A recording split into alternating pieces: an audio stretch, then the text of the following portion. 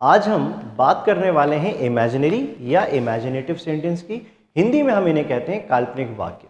ये दो प्रकार या टू टाइप्स के होते हैं। आइए समझते हैं और कंसेप्ट को जानने की कोशिश करते हैं। तो फॉर्मूला क्या है, पहले देख लीजिए। इसके दो फॉर्मूले हैं, if plus subject plus verb plus हम लगाएंगे नाउन या adjective, comma subject plus would plus verb first form plus object. ठीक है, अब यहां पे देखिएगा, एक जगह पे वर आएगा और इसी जगह पर आप वर न लगा के क्या लगा सकते हो, हैड भी लगा सकते हो।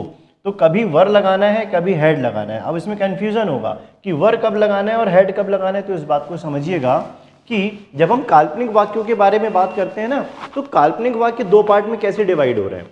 एक सेंटेंस वो है जिसमें आप ये कहना चाहते हो, अगर मैं प्रधानमंत्री होता, अगर मैं सलमान खान होता तो शादी कर लेता, अगर मैं तुम्हारी जगह होता तो उसे कभी माफ नहीं करता। मतलब जो सब्जेक्ट है वो किसी और रूप में अपने आप को बदल कर बात करने की कोशिश करता है। जबकि दूसरा सेंटेंस जिसमें हम हेड लगाते हैं, उसमें हम किसी ऐसी वस्तु के बारे में सोचते हैं काल्पनिक रूप से कि यार ये वस्तु मुझे मिल जाती तो मैं ऐसा कर लेता। एक एग्जाम्पल के तौर पे मैंने कहा, अगर मेरे पास उड़ने वाली कार होती, अगर मेरे पास बहुत सारे पैसे होते, अगर मेरे पास कोई चीज़ होती, जैसे मैंने कहा अगर मेरे पास पंख होते तो उड़ जाता, मुझे पक्षी नहीं बनना था। एक ने क्या बोला, अगर मैं बर्ड होता, पक्षी होता तो उड़ जाता। दूसरा क्या बोल रहा है, मुझे बर्ड नहीं बनना, अगर मेरे पास पंख होते तो उड़ जाता। एक व्यक्ति कह रहा है अगर मैं मिस्टर इंडिया होता तो गायब हो जाता। एक कह रहा है मुझे मिस्टर इंडिया बन के गायब नहीं होना, मुझे तो गैजेट मिल जाए, बटन दबाओ गायब हो जाओ, मुझे मिस्टर इंडिया नहीं बनना। तो एक कह रहा है अगर मेरे पास गैजेट होता तो मैं गायब हो जाता। एक कह रहा है अगर मैं मिस्टर इंडिया होता तो गायब हो जाता। दोनों सेंटेंस का कंसेप्ट ये है। ठीक है, एक एक एग्जाम्पल देख लेते हैं ताकि आपको डिटेल में समझ में जाए। अच्छा, if I were a bird, अगर मैं पक्षी होता, if I were a bird I would fly, मैं उड़ जाता।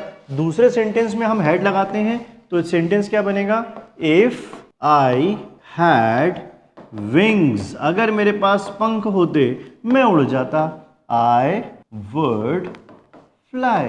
तो ये हो गया हमारे दोनों इमेजिनरी सेंटेंस। अब यहां पर एक कंफ्यूजन होगा स्टूडेंट को कि वर कहां लगाना है, क्योंकि वी यू दे के साथ तो वर आता है पर ही शीट नेम के साथ वॉज आता है। तो यहां पर आप देख लीजिए, कोई भी सब्जेक्ट हो, I we you they he she it और नेम, इन सब के साथ आपको क्या लगाना है, वर ही लगाना है, वॉज मत लगाइएगा।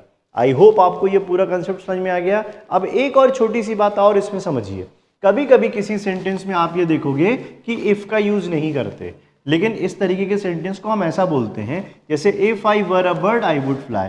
तो आप इस सेंटेंस को कैसे बोल सकते हो पता है, बिना इफ के भी बोल सकते हो। ऐसा भी कह सकते हो, were I a bird I would fly, मतलब पूरा सेंटेंस वही है, आई वुड फ्लाई।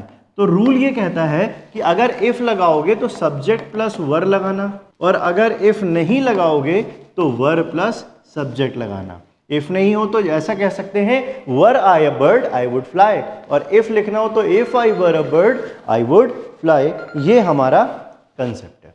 आ गया रूल समझ में। इसी तरीके से इस सेंटेंस को भी आप बना सकते हो, if I had wings I would fly. If नहीं लगाओ तो आप बता सकते हो, had I wings I would fly. I hope आपको इमेजिनरी सेंटेंस या कंसेप्ट अच्छे से समझ में आ गया होगा।